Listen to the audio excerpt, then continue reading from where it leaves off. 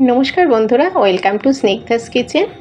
আজ আমি আপনাদের তৈরি করে দেখাবো আমার স্টাইলে মোচা চিংড়ি দিয়ে মোচার কোপ্তা। তা চলুন দেখা যাক। তা মোচার দেখুন এরকম সামনে প্লাস্টিকের মতন কিছু আছে ফুলের মতন, সেগুলো আমি ফেলে দিই। আর উপরের ভিতরে যে সরু সরু কাঠি থাকে সেগুলো ফেলে দেবো। আর মোচাটাকে যতটা ছোট করে পারা যায় কেটে নিয়ে একটু সিদ্ধ করে নেব।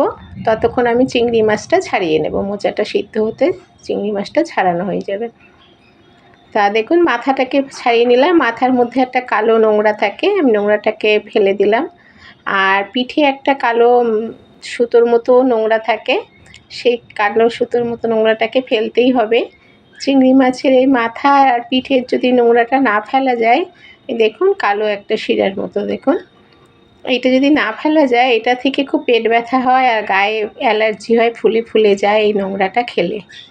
তাই জন্য চিংড়ি মাছ একটু বড় হলেই বা একদম মাঝারি হলেই এই নোংরাটাকে আগে ফেলে নিতে হবে। তা কড়াতে একটু জিরে ফোড়ন দিয়েছি, জিরে ফোড়ন দিয়ে চিংড়ি মাছটা দিয়ে দিলাম।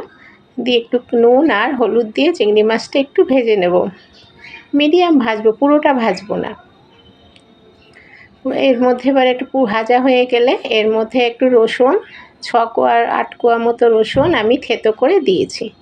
আর এর মধ্যে কাশ্মীরি শুকনো লঙ্কা দিয়ে দিলাম 1 চামচ, যাতে একটা সুন্দর রং হয়।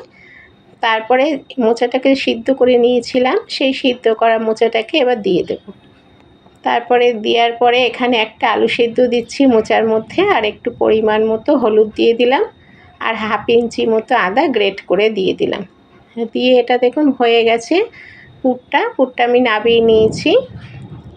নামানো হয়ে গেলে একটু ঠান্ডা হয়ে গেলে এই আলুগুলোর মধ্যে আমি 2 চামচ ছাতু দিয়ে দিয়েছি, ছোটো চামচে 2 চামচ ছাতু দিয়ে দিয়েছি। আর এতে একটু অল্প পরিমাণ নুন দিয়েছি আমি, যেহেতু আলু দিলাম সেই জন্যে ভালো করে মেখে নেব। চিংড়ি মাছের যে পুরটা বানালাম সব রকম মশলা দিয়ে মোচা সিদ্ধ দিয়ে, সেই পুরের মধ্যে দিয়ে 2 চামচ ছাতু দিলাম আর আলু সিদ্ধ দিলাম, দিয়ে এবার ভালো করে মাখিয়ে নেব। আর চিংড়ি মাছগুলো বেশ বড় বড়, সেই জন্য সব মাছগুলোকে আমি ছোটো ছোটো করে একটু ভেঙে দিলাম, যাতে সব রকম মোচার সঙ্গেই থাকে মাছটা, ওই জন্য মাছগুলো একটু ভেঙে ভেঙে দিলাম। দিয়ে দেখুন এইভাবে পুরটা তৈরি করে নেব, ভালো করে মাখিয়ে নিয়ে এবার ছোটো ছোটো এরকম বল বানিয়ে নেব। এইরকম ছোটো ছোটো করে বল বানিয়ে নেব। এইভাবে ঘুরিয়ে দেখুন গোল হয়ে যাচ্ছে। এইভাবে গোল গোল করে আমি মোচা চিংড়ি মাছ সব যা পুর বানিয়েছি সেই পুরটাকে দিয়ে আমি এরকম বল বানিয়ে নেব। আপনারা যদি মনে করেন এটা একবার বানিয়ে দেখুন, গরম ভাতে ভীষণ ভালো লাগে, তাছাড়া লুচি পরোটা দিয়েও ভালো লাগে, রুটি দিয়েও ভালো লাগে। এবার কড়াতে 1/2 কাপ মতো সাদা তেল নিয়ে নিয়েছি, নিয়ে দেখুন বল বানিয়েছিলাম পুরটা দিয়ে, সেই বলগুলো একটু তেলে ভেজে নেব।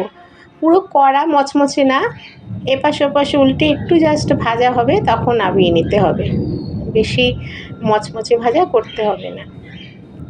এইভাবে দেখুন একটু নাড়িয়ে চাড়িয়ে আমি তুলে নিলাম। এই বলগুলোকে তুলে নেব। এখন পুরো রেডি হয়ে গেছে, দেখুন বলটা একটু লালচে লালচে যেই ভাবটা আসবে তখনই তুলে নিতে হবে, কেন মোচাটার পুরটা তো এমনিতেই তৈরি করা হয়ে গেছে, অত বেশি ভাজতে হবে না। পুরটা করার সময় আমি ভালো করেই ভেজে নিয়েছিলাম চিংড়ি মাছ মোচা টোচা সবই। তো দেখুন বলগুলো তৈরি হয়ে গেছে, আমি তুলে নিলাম। এইভাবে সমানে একটু নাড়িয়ে নাড়িয়ে দুপাশটা মোটামুটি একটু ভাজা হলেই তুলে নিতে হবে। এবার বাকি যে বলগুলো আছে সেগুলো সব দিয়ে দেব, দিয়ে ভাজা করে নেব। দেখুন বাকি বলগুলো হয়ে গেছে, আমি তুলে নিলাম। এবার কড়াতে ওই তেলের মধ্যে একটু জিরে ফোড়ন দিলাম, আর এর মধ্যে দিচ্ছি জিরে গুঁড়ো, কাশ্মীরি শুকনো লঙ্কা গুঁড়ো, হলুদ গুঁড়ো আর একটু গরম মশলা গুঁড়ো দিলাম। দিয়ে তেলের মধ্যে দিয়ে একটু জল দিয়ে দিতে হবে, নয় মশলাটা পুড়ে যাবে। একটু জল দিয়ে একটু ভালো করে কষিয়ে নিতে হবে। নেওয়ার পরে আমি পরিমাণ মতো জল দিয়ে দেব। তারপরে জলটা দিলে একটু ফুটিয়ে দেবো, জলটা যখন টকবক করে ফুটবে তখন ওই বলগুলো দিয়ে দেবো।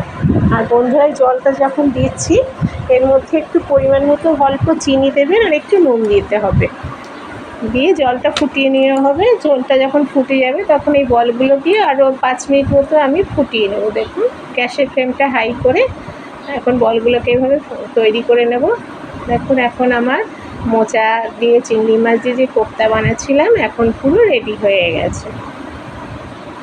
তো এবারে আমি এই মোচা কোপ্তাগুলোকে তুলে নেব। তো বন্ধুরা, আমার তৈরি এই মোচা চিংড়ি দিয়ে যে কোপ্তা কেমন লাগলো তা আপনারা আমাকে লাইক, শেয়ার আর কমেন্ট করে অবশ্যই জানাবেন। আর আমার রেসিপি যদি আপনাদের ভালো লেগে থাকে আমার চ্যানেলটিকে সাবস্ক্রাইব করবেন আর পাশে থাকা বেল আইকনটিকে ক্লিক করবেন। আর যারা একবার সাবস্ক্রাইব করেছেন তারা আর করবেন না, যারা কখনো করেননি তারাই করবেন।